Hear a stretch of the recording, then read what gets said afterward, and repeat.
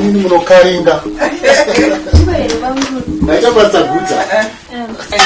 Maita basa mama, chaguta. Makuda kurara kakuzorora.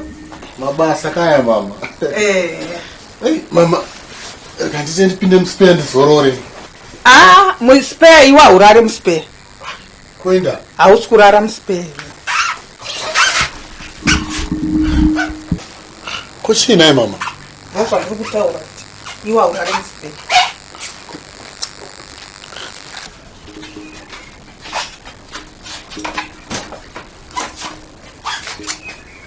Murora.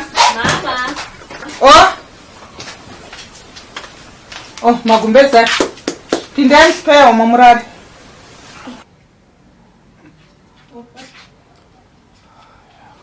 Sasa unorara kupi mama? Unorara ipapa. Ano papi? Ipo pakona ipo. Wakagara ipapa. Ipo unorara waridza rukuko. Nezembe. Nei mama. Ichi ndechekurara ndechekufuga.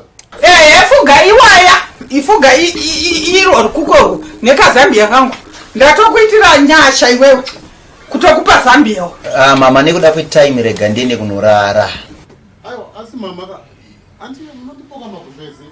Ndinofuga chii? Mira mwana imbogara ipasi. Kurwa nevana vadika. Vana apa. Vanouya pano vakatipitira magumbeze. Girosavi chaiyo. Yezvori kutoita basa rekunwa nedrink. Ndiwatenga drink iyo. Mama ndongona kutenga one day zvizvo. Mama munongondiudza kandomutengera. Yo Clemens unodi mundu.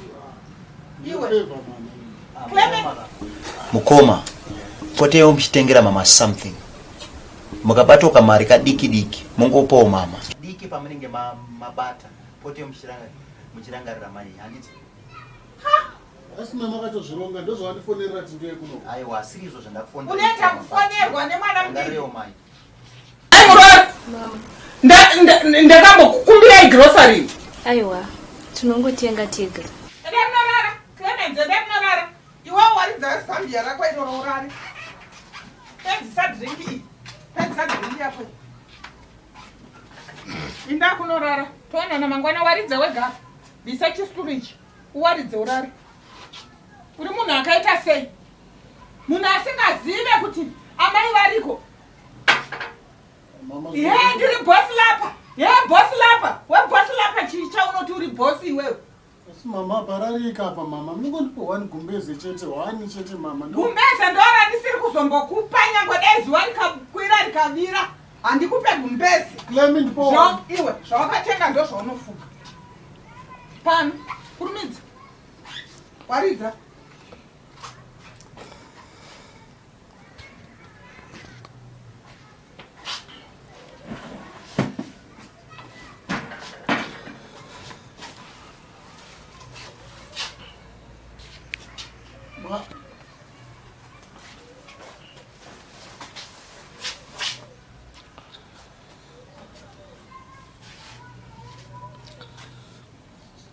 Mama.